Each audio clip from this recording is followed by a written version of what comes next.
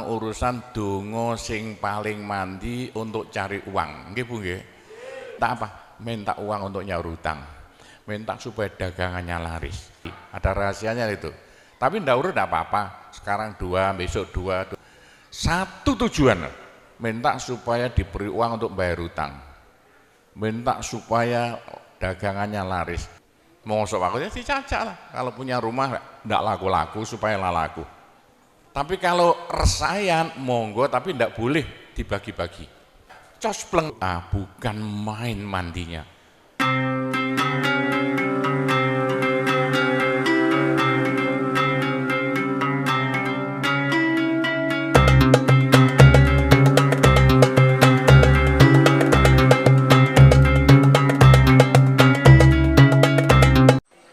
Assalamualaikum warahmatullahi wabarakatuh.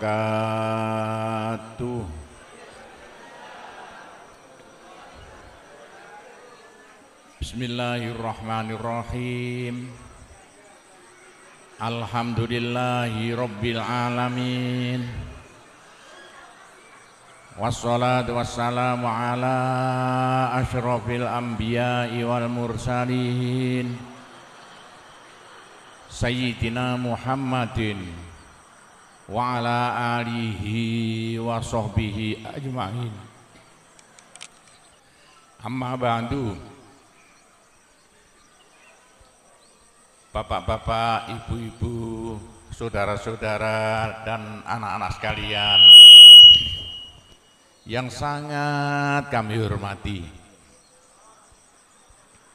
alhamdulillah, marilah kita bersama-sama memanjatkan puji syukur kehadirat Allah Subhanahu wa Ta'ala. Sholawat dan salam mudah-mudahan tetap atas Nabi besar Muhammad Sallallahu Alaihi Wasallam. Bapak-bapak, ibu-ibu, saudara-saudara sekalian yang sangat kami hormati, pertama kali atas nama satu Mustasar NU Jawa Timur, ketuanya saya, se-Indonesia wakilnya saya, pengasuh Pondok Pesantren Sunan Derajat saya, dua-duanya ini boleh dikatakan ya anak buah saya. Saya terima kasih banget atas ya usaha Bapak Ibu sekalian di Malaysia yang begini ramainya. Saya tidak sangka-sangka kok sampai ada begini acara yang ramai sekali. Atas nama pengasuh Pondok Pesantren Sunan Derajat dan penasihat NU Indonesia, saya mengucapkan banyak-banyak terima kasih dan hanya bisa mendoakan mudah-mudahan yang kumpul di tempat ini besok masuk surga semuanya.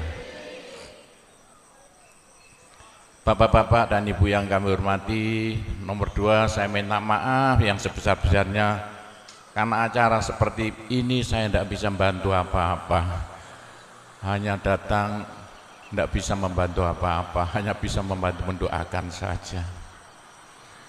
Ya bagaimana sudah tua, sudah umur 70 seperti saya, dikira masih muda, padahal itu murid saya tua-tua tadi itu. Loh kok kelihatan sudah tua-tua, jenggotnya putih kabeh. Ada itu rata-rata murid saya tahun 77-80-an dulu. Bapak-bapak dan ibu sekalian yang kami hormati, sebetulnya saya ini seperti saudara di Malaysia ini. Saya hampir ya tiap-tiap beberapa bulan ke Malaysia, 3 bulan ke Malaysia. Saya banyak usaha-usaha yang ada di Malaysia. Kayak saya ini ketepaan koncone Anwar Ibrahim, ya saya ini orangnya. Jadi saya ke Malaysia ini dulu itu ketepaan. Ceritanya begini ya, Jogondo-gondo. Dulu Gofar Bapak punya anak namanya Sya'roni, jadi kepala bank seluruh Malaysia. Uang bank disuruh beli, dibuat beli kayu-kayu di Kalimantan yang bukan main luasnya. Kayu itu tidak laku-laku sampai 2 tahun. Saya uang bank Malaysia ini bingung, tidak karu-karuan. Entah bagaimana ketuanya bank seluruh Malaysia, Sya'roni dulu anaknya Gofar Baba, datang ke Pondok Sunan Derajat suruh doakan. Ya didoai anak-anak itulah. doa apa, doa kunut. Lah kok ketepaan pulang dari Pondok Sunan Derajat, tanah yang bukan main, hutan yang bukan main di Kalimantan, lagu spontan yang beli orang Korea. Itulah ceritanya. Seneng sekali Sakroni sampai bilang pada saya waktu itu masih kesulitan uang, sekitar tahun 85. Saya mulai beli tanah, habis uang banyak sekali, utang saya banyak sekali. Sakroni bilang, Pak Gopur, saya berhasil. Saya ingin bantu Pak Gopur, hutang Pak Gopur berapa? Saya bayar semuanya. Habislah utang saya yang banyak sekali waktu itu sampai Pondok Sunan Derajat. Asalnya 1/4 hektar jadi 140 hektar luasnya. Semua tanahnya hutang, yang banyak bayar itu putranya Gofar Baba. Berarti Gofar Baba seperti saudara dengan saya mulai dulu. Itu cerita nih, sampan tinggal mondok tok. Yang bayari tanah itu dulu sebetulnya namanya Sakroni, saya yang sudah meninggal sekarang. Itu ceritanya Pondok Sunan Derajat bisa besar karena dibantu orang besar Malaysia. Putranya Gofar Baba waktu itu. Lalu Pondok Sunan Derajat bangun masjid yang serba 9. Masjid itu waktu itu tahun 90-an habis 5 miliar. Saya hutang juga, enggak punya uang. Mungkin Bapak tahu masjidnya itu, yang bagus sekali itu di tengah-tengah pondok. Habis 5 miliar, uang enggak ada. Saya hutang lagi, orang Gresik, orang Bayat, 3 orang saya hutangi. Pak Gopur kalau sudah punya uang nyaur, ya. Bagaimana? Loh ternyata dadaan. Waktu saya wayai nyaur, di Malaysia ada borongan jalan tol. Paling luas waktu itu tahun 90-an. Ada 48 orang yang ngerebut jalan tol di Malaysia. Salah satunya yaitu ada temannya Anwar Ibrahim, waktu Anwar masih belum dalam hukuman. Temannya datang ke Pondok Sunan Derajat, suruh doakan supaya dia menang. Alhamdulillah temannya Anwar Ibrahim menang. Karena menang, saya ditanya, punya hutang berapa? 5 miliar, habislah hutang saya. Yang nyauri orang Malaysia. Itulah ceritanya, begitu itu saya sampai bisa besar Pondok Sunan Derajat karena kendel hutang. Yang nyauri orang besar-besar Malaysia. Sekarang sudah kaya Pondok Sunan Derajat, punya pabrik banyak sekali. Itulah ceritanya Pondok Sunan Derajat dekat dengan Malaysia. Bapak-bapak, Pondok Sunan Derajat pondok tertua di Indonesia. Pondok Sunan Derajat dibangun tahun 1460-an, sudah umur 600 tahun. Pondok Jombang baru 100 tahun, Pondok Sunan Derajat sudah 600 tahun. Pondok Sunan Derajat itu satu-satunya peninggalan Wali Songo yang masih ada. Wali Songo yang Wali Songo dulu bikin pondok jumlahnya 9, tapi yang 8 sudah habis. Tinggal kuburan. Satu-satunya yang asli belum dipindah ke tempat yang lain. Jadi tinggal Pondok Sunan Derajat. Itulah. Sekarang banyak orang-orang Malaysia mondok sana, tapi sayang yang mondok saya yang beling-beling itu rata-rata orang Malaysia mondok Pondok Sunan Derajat. Itulah ceritanya Pondok Sunan Derajat. Nah, bagaimana dengan NU? Ceritanya begini ya tentang NU, yaitu sebelum Kanjeng Nabi lahir itu di Arab itu udah pecah menjadi 2, Bani Hashim, Bani Umayyah. Itu rebutan Ka'bah mulai Kanjeng Nabi belum lahir, sudah perang enggak karo Bani Hashim, Bani Umayyah. Bani Hashim, Bani Umayyah rebutan Ka'bah. Kanjeng Nabi itu Bani Hashim. Sebab itu Kanjeng Nabi yang musuh itu dari Bani Umayyah. Perang Badar Bani Hashim, Bani Umayyah. Perang Uhud Bani Hashim, Bani Umayyah. Sama orang Arabnya. Kanjeng Nabi meninggal diteruskan Abu Bakar Bani Hashim. Ceritanya panjang, tidak usah saya ceritakan Bani Hashim Umayyah. Abu Bakar meninggal diganti Umar Bani Hashim. Lah setelah Umar meninggal diganti Bani Umayyah. Diganti Utsman Bani Umayyah. Jadi Utsman itu Bani Umayyah. Sebab itu Utsman dibunuh orang Islam sama Islamnya.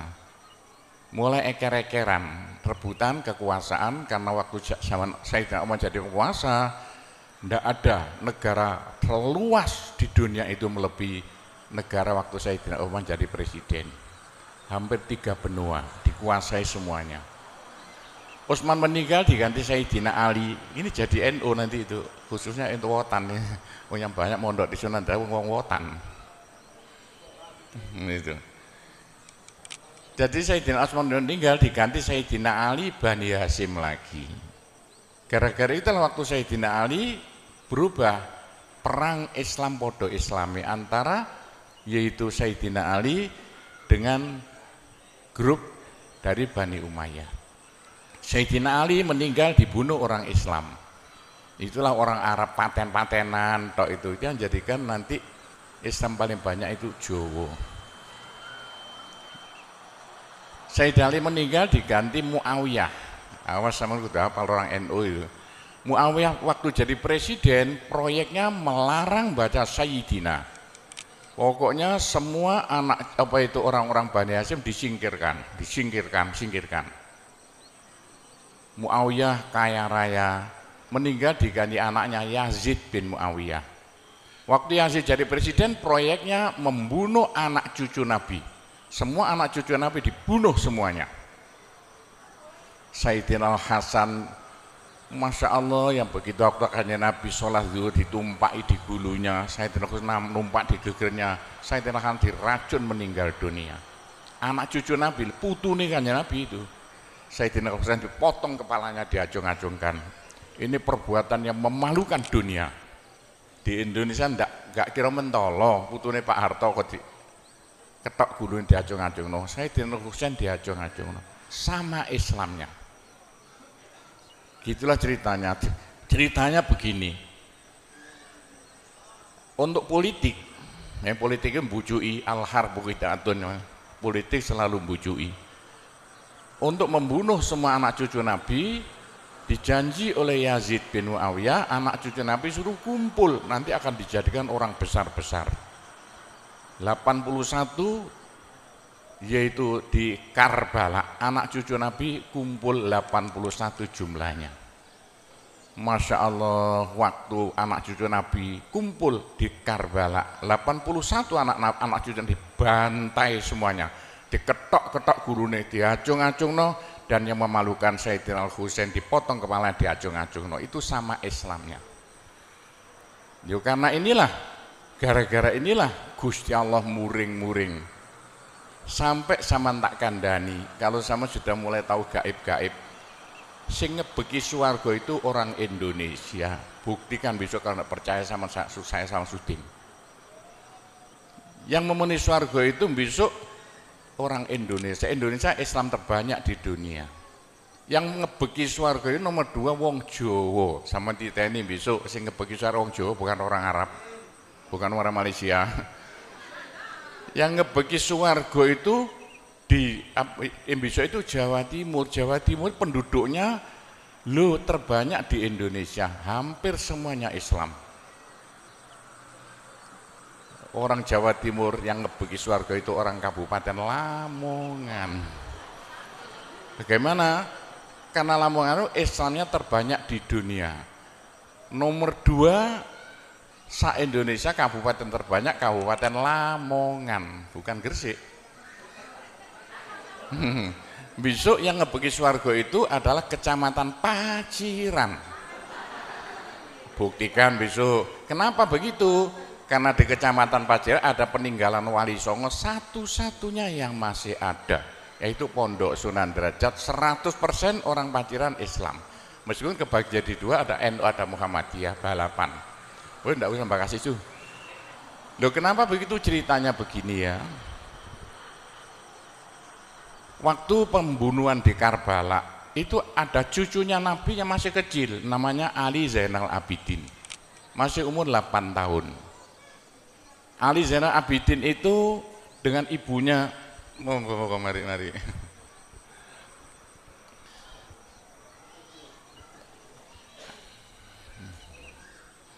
Ali Zainal Abidin itu dengan ibunya yang kurus sudah mau meninggal dunia. Yang disuruh membunuh Ali Zainal Abidin yang baru umur 8 tahun, gak tego, gak mentolo gitu. Lalu Ali Zainal Abidin itu dilarikan, waktu itu masih umur sekitar 8 tahun. Dibawa ke Turki, saya dipanggil ke Turki, tadi malam saya dipanggil ke Turki. Saya insya Allah akan datang ke Turki, karena ada urusan ini. Semalam saya bukan dengan Anwar Ibrahim, saya diajak ke Turki. Nah, di Turki itulah cucu Nabi yang tinggal satu, semua dibunuh. Yang bunuh siapa? Bani Umayyah. Lalu oleh Sultan Muhammad, cucu Nabi yang masih kecil seperti anak Emoto ini, umur 8 tahun.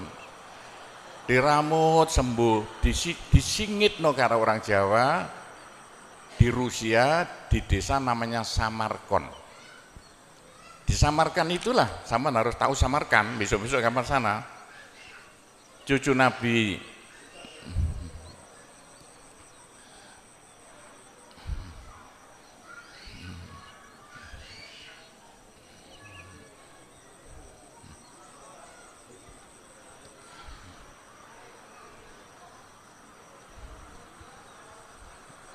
mari.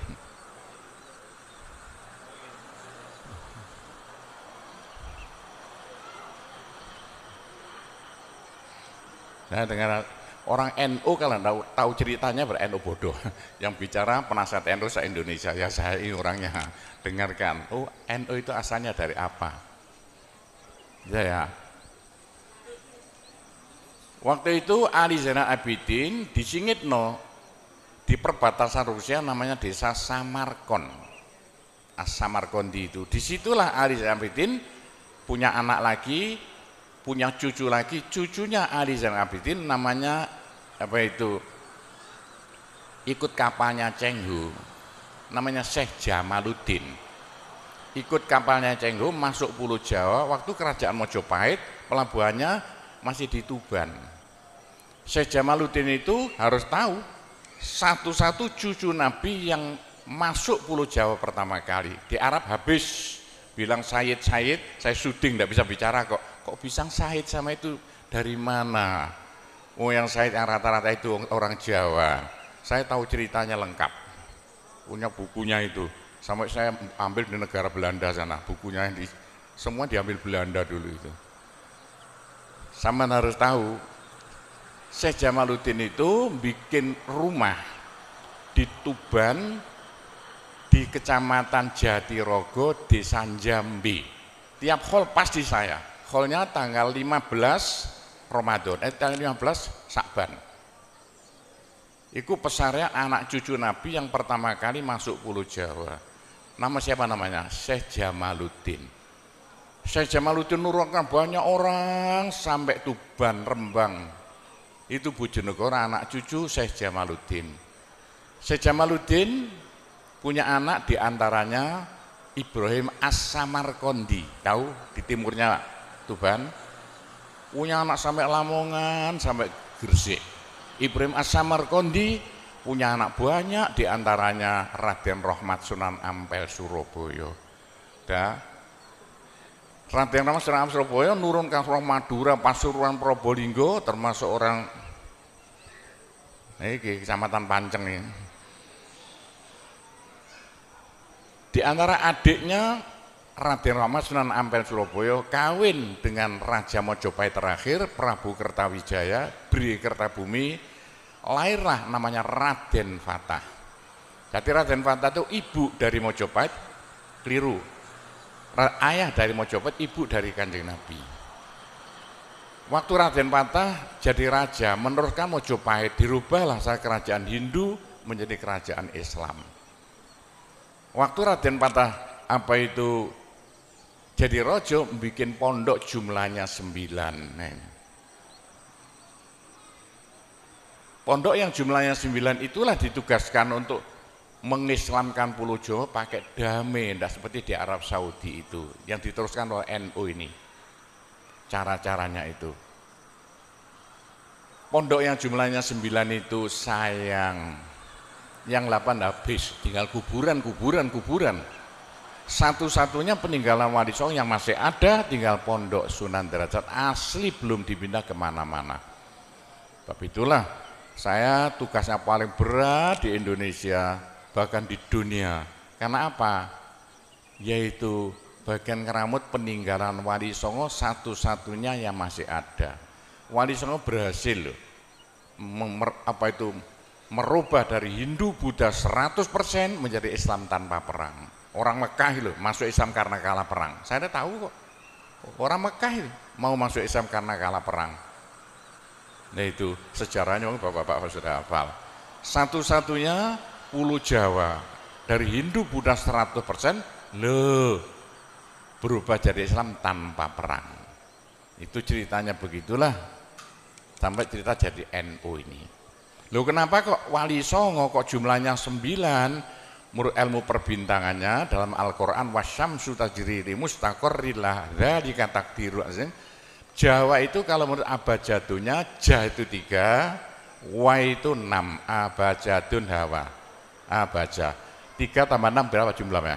9. Itulah apa itu Jawa itu harus bikin wali jumlahnya 9, NU bintangnya 9. Ikut-ikutan 9 karena Jo dan Wa itu jumlahnya 9. Semua kerajaan yang ada di Jawa mesti hurufnya jumlahnya 9. Yang jumlah 9 asalnya milik Pulau Jawa.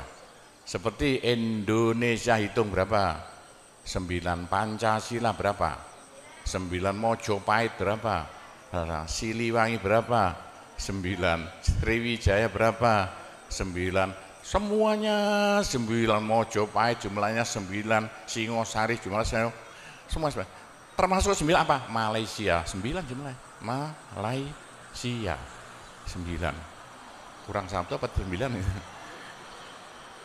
Bapak-bapak dan ibu sekalian yang kami hormati, itulah caranya dulu Wali 9 bikin pondok-pondok yang jumlahnya 9 bisa merubah Hindu Buddha tanpa gegeran menjadi Islam yang proyeknya harus sama teruskan, bukan pakai politik. Pondok Sunan tidak boleh ikut-ikutan politik. Pakai apa? Pendidikan. Caranya tiap ada susah-susah kumpul satu kampung diajak tahlilan. Ada senang-senang kumpul satu kampung diajak sholawatan. Itu caranya 9 wali dulu yang di Arab Saudi tidak ada. Begitulah ceritanya, garis besarnya caranya begitu. Loh karena waktu mojo apa itu kerajaan Demak buyar, Indonesia rebutan tidak karu-karuan supaya Indonesia jadi satu nusa satu bangsa. Gusti Allah datangkan Belanda. Belanda didatangkan untuk suatu nikmat bagi bangsa Indonesia. Kalau Belanda tidak datang, tidak mungkin Indonesia dapat nikmat. Nikmat apa? Indonesia yang pecah belah jadi bukan main banyaknya kerajaan-kerajaan. Loh setelah tahun 45 Belanda dikalahkan oleh Amerika, Indonesia menjadi satu nusa satu bangsa. Sebetulnya yang menjadikan Indonesia satu nusa itu Belanda. Belanda lari, dikejar-kejar oleh tentara dari Jepang, dari Amerika. Itulah jadi alhamdulillah kalau Indonesia tidak dijajah Belanda mungkin jadi kerajaan Gresik, kerajaan Bojonegoro, kerajaan Semarang gitu. Untungnya dijajah. Sekarang Indonesia itu Islam terbanyak di dunia dan caranya pakai pondok pesantren dan sekarang dari Cina datang kiainya nomor 1. Amerika sampai saya diundang ke Amerika untuk ingin merjuangkan Islam seperti di Pulau Jawa. Jadi sekarang di mana-mana ingin niru Pulau Jawa, tidak usah ikut partai politik. Partai apa saja silakan, yang penting tugas sampean semuanya kalau bisa niru pondok pesantren, bikin pendidikan Islam di seluruh Indonesia, kalau bisa di Malaysia yang pakai dami. Bagaimana orang Malaysia kecil-kecil bisa baca Al-Quran, doanya wudhu, doanya sholat. Tapi kalau bisa seperti di Indonesia pakai ibtidaiyah, sekolahnya ikut pemerintah tapi yang diajarkan agama. Masya Allah kalau itu bisa nanti dikembangkan pelan-pelan di Malaysia. Saya temannya orang besar-besar Malaysia itu saya. Nanti boleh asal damai, tidak usah kere-keran. Bagaimana caranya? Insya Allah nanti kalau bisa akan Lo menjadikan orang Malaysia besok seperti Pulau Jawa, menuhi surga. Itulah cerita garis besarnya asal usul NU yang sekarang lo dilantik di sini, asal usul Pondok Sunan Derajat, yaitu ceritanya hanya begitu, itu garis besarnya. Mungkin Bapak Ibu tanya saya, karena saya itu bagian dongo di NU itu, tentang urusan dongo sing paling mandi untuk cari uang. Nggih Bu nggih. Wah niku mawon tak ulangi. Wong sampai kere ku saking gobloke. Lah Gusti Allah nantang sampean ud'uni astajib lakum, mintalah padaku, saya beri, saya beri. Tuhan tidak akan melayani janji, siapa yang minta pasti diberi. Doa paling mandi itu sebetulnya satu pakai Al-Quran, dua pakai zikir. Al-Quran itu singkatan kitab sak jagat. Kitab sak jagat yang jumlahnya 126.000, 124.000. Diperes jadi 4, Quran, Zabur, Taurat, Injil. Quran disingkat jadi surat Yasin. Bu, Pak, kalau butuh apa-apa, urusan dunia, minta itu dipilah-pilah loh. Ada minta krono Allah, ada krono surga, ada krono pahala, ada karena dunia. Bahkan yang karena dunia dalam Al-Quran diutamakan. Rabbana atina fid dunya hasanah. Karena dunia dipilah-pilah, minta sapi, minta kebo, minta ayam, begitulah. Minta apa? Minta uang untuk nyaur hutang. Minta supaya dagangannya laris.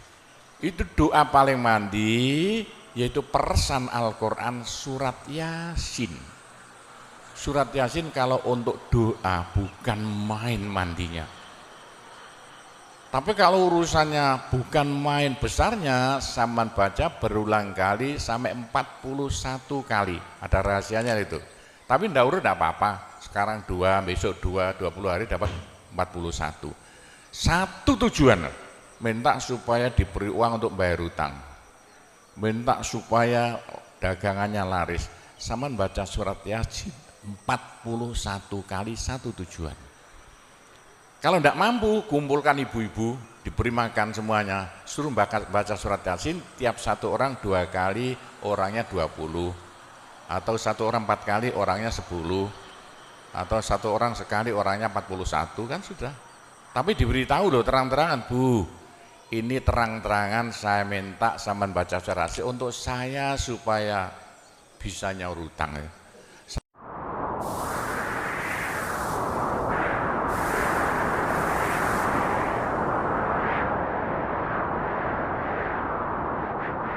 Saya supaya laku punya suami, kalau siapa yang enggak pai-pai lagi, itu caranya begitu, enggak pai-pai rabi, caranya begitu. Temu enggak pangkatnya 41 kali, satu permohonan. Bisa dibawa sendiri, baca sendiri sampai 41 hari, atau dibaca sendiri langsung sekitar hampir 8 jam ya, nah dibaca itu.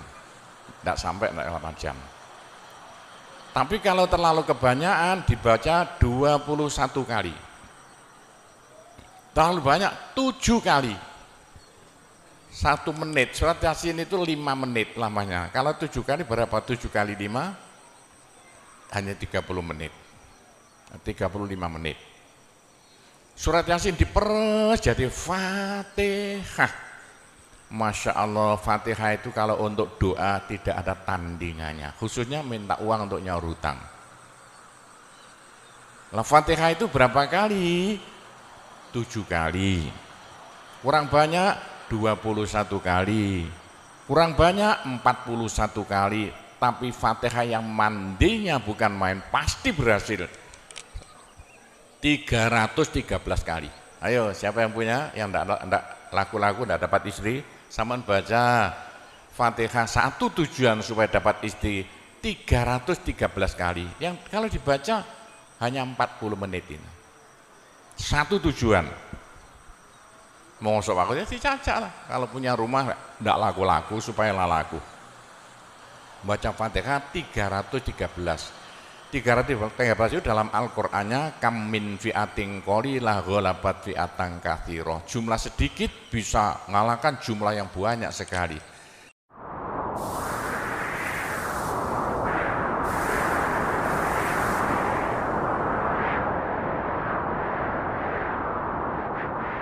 Kanjeng Nabi perang Badar tentaranya 313. Kanjeng Nabi apa itu? Nabi Daud mungsuh Raja Jalut tentaranya 313. Bu, kalau butuh apa-apa supaya kasih seketika, mbok yo baca Fatihah 313 kali. Tapi kalau resayan monggo, tapi tidak boleh dibagi-bagi. Apalagi bisa 7 orang diajak bersamaan baca satu tujuan supaya dapat suami.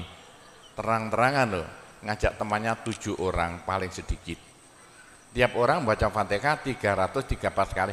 Cospleng nanti tahu-tahu datang saya mau. Mosok buktikan kalau tidak percaya. Tapi ini yang paling mandi untuk dagangan supaya laris. Orang datang ke Malaysia jauh-jauh nggak kaya, buat apa? Pulang saja ke rumah. Ke Malaysia jauh-jauh harus kaya raya seperti saya. Punya trek berapa? 1.200. Nggak bisa dihitung treknya aja. Bisa bangun pondok sampai beratus-ratus miliar uang Indonesia tanpa tarian masyarakat. Pernah saya narik yang mondok sana, nggak pernah minum aja gratis, nggak usah bayar-bayaran. Ya, karena apa? 313 kali Fatihah untuk minta uang, minta uang, minta uang. Bisa ya? Pak Gopur, kecilkan lagi, Fatihah diperes jadi apa? Bismillahirrahmanirrahim. Bismillahirrahmanirrahim itu kalau untuk doa tidak ada tandingannya. Berapa kali terserah. Mulai 7 kali saya berapa kali. Bismillahirrahmanirrahim, Bismillahirrahmanirrahim bisa. Tapi kalau tujuannya penting sekali dan harus berhasil seketika, dibaca dengan jumlah hono corokonya Bismillahirrahmanirrahim. Abjadnya berapa? 786 kali. Buktikan kalau Anda percaya. Kalau ingin apa-apa berhasil seketika, sama baca Bismillahirrahmanirrahim, Bismillahirrahmanirrahim. Ping 786. Satu tujuan, buktikan nanti. Apalagi bisa diulang-ulangi sampai 3 kali, 3 malam. Wah, bukan main.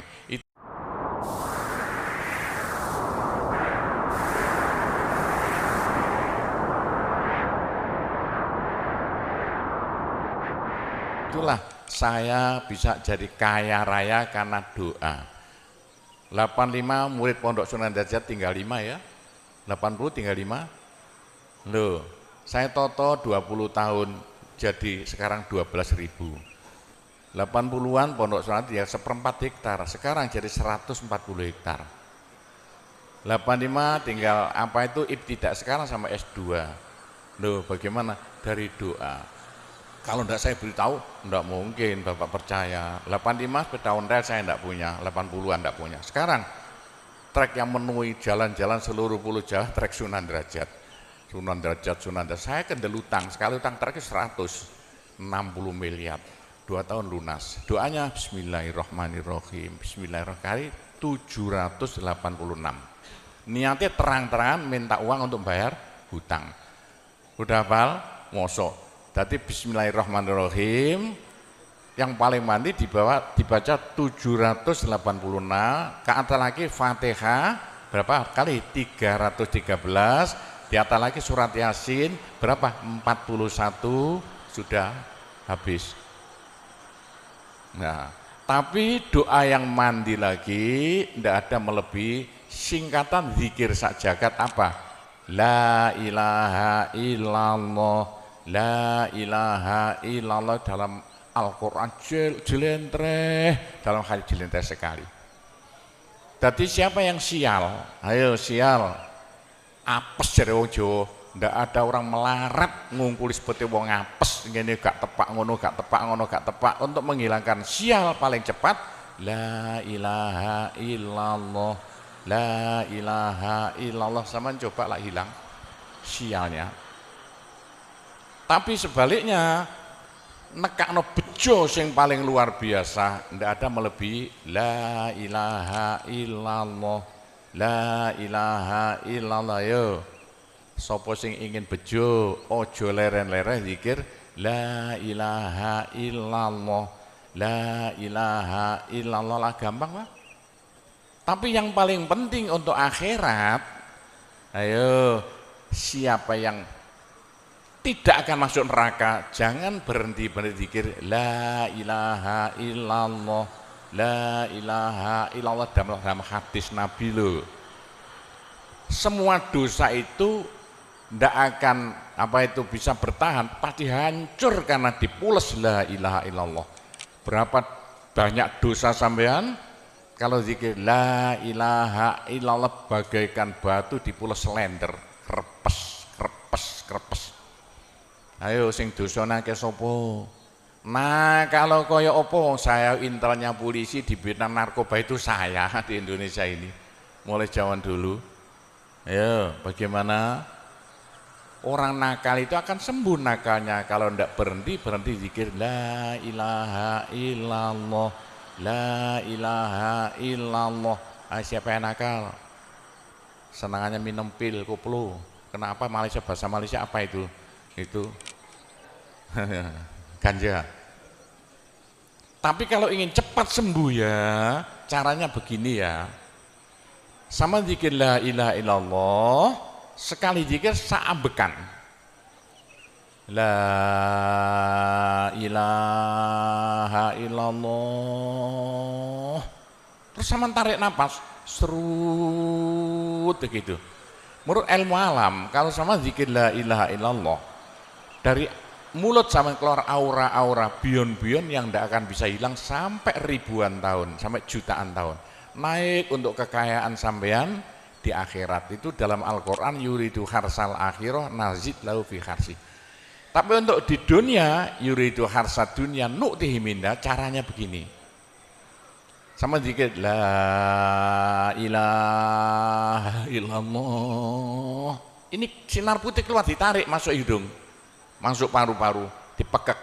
Ini bisa menghilangkan kenakalan sampan semuanya. Itu caranya Wali Songo dulu untuk merubah Indonesia asalnya dari Hindu Buddha menjadi Islam tanpa gegeran. Diundang, diberi makan, beri berkat, tapi waktu mau tahlilan lah panjang dulu. Afdalu zikri kana fa'laman la ilaha illallah. Tiga, itu politik itu. Itu kan tarik nafas masuk hidung. Serut, itu caranya merubah sampean asalnya sial, hilang sialnya, asalnya nakal supaya hilang nakalnya, caranya begitu. Apalagi waktu itu mata dipejamkan, moto direnung, dengan narik serut, cepat hilang nakalnya, bagaimana jadi orang baik. Tapi kalau nakalnya sudah kelas kakap, waduh, sudah seperti anak-anak Malaysia yang lari ke Pondok Sunan Derajat itu, iya bagaimana? Saya tahu itu kena nakal-nakal karuan. Caranya driji tengah ya, dan jemulan template plek ini, dua-duanya. Terus sama tarik, nyeng, sama cacak nanti kan. Loh iya, ini paling cepat untuk menghilangkan kenakalan dengan zikir la ilaha illallah. Waktu narik, mata dipejamkan, diriji tengah dengan jempolan ditempelkan, tarik, serut. Ini ilmu rahasia loh, tidak saya beritahu ini, supaya yang nakal-nakal hilang nakalnya spontan. Nah itu zikir la ilaha illallah, sepanjang-panjang la ilaha illallah, tertarik, serut. Tapi untuk nekakno bejo, supaya sampean bejo, supaya sampean berjaya, sama saja. Supaya tidak sial. Sama dikir la ilaha illallah, saambekan. Habis ditarik serut, itu caranya begitu. Pak Gowo tidak dulu diberitahu, pengajiannya baru sekarang. Ini rahasianya supaya untuk merubah nasib. Dengan la ilaha illallah. La ilaha illallah itu mulai Nabi Adam tidak diberikan, pada nabi-nabi minta la ilaha illallah tidak diberikan. La ilaha illallah untuk umat Muhammad, supaya umat Muhammad lo di dunia bahagia, di akhirat masuk surga, dan tidak masuk neraka pakai la ilaha illallah. Nah, itulah supaya tidak masuk neraka. Dalam hadis Nabi ya, sama jangan berhenti dikit la ilaha illallah, la ilaha illallah, kata Nabi. Berapa dosa sampean kalau sama zikir la ilaha illallah habis semuanya. La ilaha illallah alat dari Tuhan untuk supaya dosa kita bisa habis, karena surga tidak masuk, tidak mau dimasuki orang yang bawa dosa. Supaya kita bisa masuk surga, dosa dihabiskan dengan zikir la ilaha illallah, la ilaha illallah.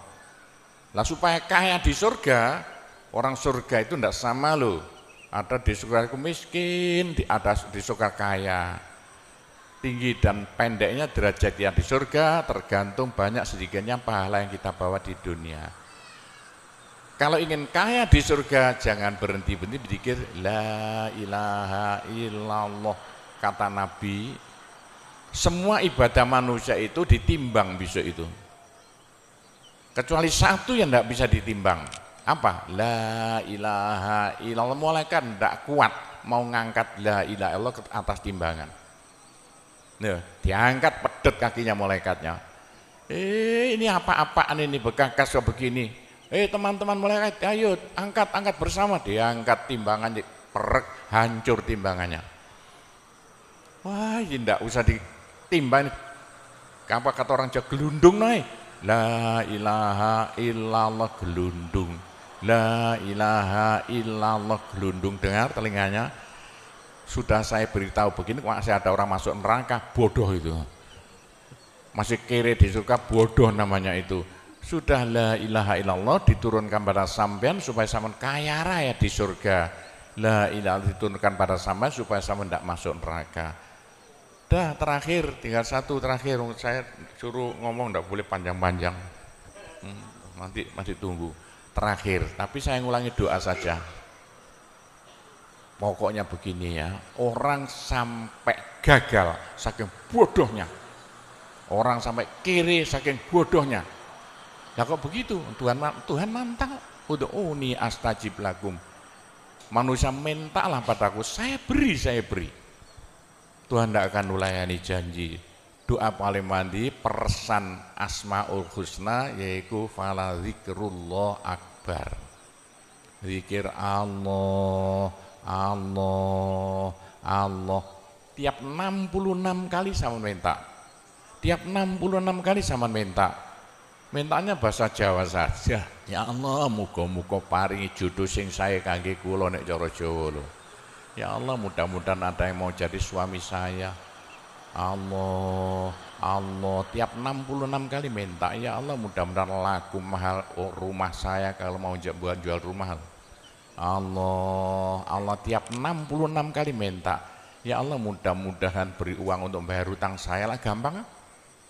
Jangan berhenti siang dan malam, khususnya habis sembahyang, apalagi tengah malam. Odok Gusti Allah. Gusti Allah janji dalam Al-Quran, siapa yang minta pasti diberi. Doa paling mandi fala zikrullah akbar. Zikir Allah tiap 66 kali minta. 66 dari apa Pak Kobo? Dari Allah itu kan harus alif lam ha. Alif kan 1, lam 30, apa jatuhnya? Lam 30 hak 5, berapa? 66. Orang kalau mau zikir Allah 66 kali semau mulutnya. Begitulah ceritanya. Apa itu? Doa-doa yang saya ajarkan gampang Bu ya. Orang haid boleh, daripada tidak boleh sholat, tidak boleh zakat. Menurut pendapat saya, orang haid dikit la ilaha illallah boleh. Meskipun ulama perselisihan, tapi kalau ikut saya boleh. Saya punya dasarnya. Orang haid kalau baca Allah, dikir Allah tiap 60 menit tak boleh. Daripada tidak boleh sholat, tidak boleh puasa, lebih baik baca doa Allah tiap 66 kali minta. Pak, saya beritahu ya, jangan bilang-bilang. Kalau saya tidak berhenti zikir Allah tiap 66 kali sampean minta. Bagaimana dalam hati sama ini asalnya sama nakal, hilang, sedikit-sedikit hilang. Sekarang mondok di Sunan Data itu saking nakalnya. Ayo dari Malaysia mondok saking belinge. Saya tahu gak ada yang melarikan diri dari penjara Pak, masuk pondok. Saya singit ya. Kayak tutup-tutup di pondok Sunan Derajat. Tapi kalau mau zikir Allah tiap 66 kali minta sembuh. Bu, kalau sama terus-terusan zikir Allah, Allah tiap 66 kali minta, sampai malah senang Allah. Dalam hati senang Tuhan, senang Allah. Senang bukan mulut tuh hati. Kalau senang sama senang Allah, sama jadi walinya Allah. Kalau sama diangkat jadi walinya Gusti Allah, besok ndak ada neraka, ndak ada siksa, sekali mati langsung masuk surga. Siapa itu? Kekasih Allah, waliullah. Pak Gopur bagaimana supaya bisa jadi walinya Allah? Jangan berhenti. Bagaimana caranya supaya sampean disenangi Allah? Bagaimana supaya saya disenangi Allah? Bagaimana supaya sampean senang pada Allah? Bagaimana supaya saya senang Allah? Jangan berhenti minta uang. Dengan zikir Allah, Allah tiap 66 kali minta. Agak panjang dikit supaya merasuk. Allah, Allah tiap 66 kali minta. Ya Allah, mudah-mudahan laku mobil saya. Kayak mau ingin jual mobilnya. Bisa ya? Oh, sudah, nanti masih ada caranya banyak. Saya disuruh cerita-cerita ya sedikit tentang urusan itu, tanpa cerita doa saja. Saya ulangi lagi, saya terima kasih banyak loh di Malaysia. Loh kok diadakan acara seperti ini acara bukan urusan politik, urusan bagaimana supaya kita besok sama-sama masuk surga semuanya. Nah itulah dengan cara-cara Pondok Sunan Derajat, karena peninggalan Wali Songo tinggal satu Pondok Sunan Derajat. Caranya damai. Tidak ada urusan ikut-ikutan politik, coblosan persis dan tidak ikut-ikutan, silakan. Pondok tidak mau ikut-ikutan, tidak siapa. Ini tapi saya banyak teman-teman orang-orang besar di Malaysia. Ketepaan bukan urusan politik, bukan urusan apa? Urusan suwuk yang bilang-bilang. Suruh nyuwuk kok bagaimana orang-orang besar itu. Nah, entah ya kalau orang Malaysia kok sembuhan nih, yang sakit mau mati sembuh lagi itu banyak sekali begitu. Itu urusan suwuk jalan, bukan urusan politik. Saya tidak ikut-ikutan, hanya ketepaan. Saya dulu temannya Anwar Ibrahim, mulai dulu itu temannya Gofar Babah. Jadi ketepaan saya selalu dipanggil ke rumahnya urusan suwuk. Nah itulah, begitulah ceritanya. Saya hanya bisa mendoakan saja ya. Saya doakan bahasa Jawa saja ya. Ya Allah, muga-muga sing kempal tembriki sedaya dados keluarga ingkang gemah ripah loh jinawi, gampang sandang pangane, seger kuwarasan awake, selamat donya akhirate, disepuro kabeh dosane, gampang rezekine, adoh belaine, akeh duwike, rukun kali tangga kiwa tengene, subur kabeh tandurane, lunga kabeh penyakite, laris kabeh dagangane, lancar kabeh penggaweane. Ya Allah, muga-muga ingkang kempal mriki mbenjen gruduk-gruduk bareng-bareng mlebu swarga sedaya. Pun tambahi donga sugih dhuwit mawon. Bismillahirrahmanirrahim. Alhamdulillahirabbil alamin wassalatu wassalamu ala asyrofil anbiya wal mursalin sayyidina Muhammadin walhamdulillahirabbil alamin. Allahumma inna nas'alukal afiyah fid dini wad dunya wal akhirah. Allahumma yassir umurana kullaha wassahhil umurana kullaha wa la tu'assir alaina. Allahumma ya muhawwilal ahwal hawwil halana ila ahsanil ahwal bihaulika wa quwwatika ya kabir ya muta'al ya aziz ya mifdul. Allahumma ja'alna wa iyahum min ibadika wa iyadika wa jiwarika wa amanika wa hizbika wa kanafika min syarri kulli syaitonin wa sultanin wa insin wa jannin wa baghin wa hasidin wa sabu'in wa hayatin wa akrab wa min syarri kulli dabbatin anta akhidhum binasiyatiha inna rabbi ala siratul mustaqim.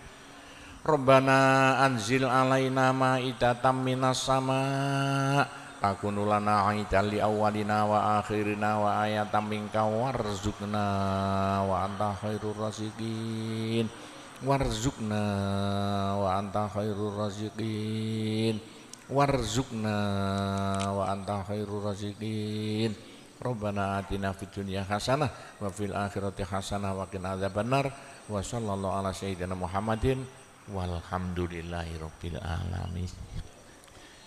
Ya, cukup sekian saja, mudah-mudahan manfaati untuk Bapak Ibu sekalian semuanya. Bila mana ada salahnya, saya hanya mohon maaf sebesar-besarnya. Kami akhiri, wabillahi taufiq wal hidayah, waridho wal inayah, wassalamualaikum warahmatullahi wabarakatuh.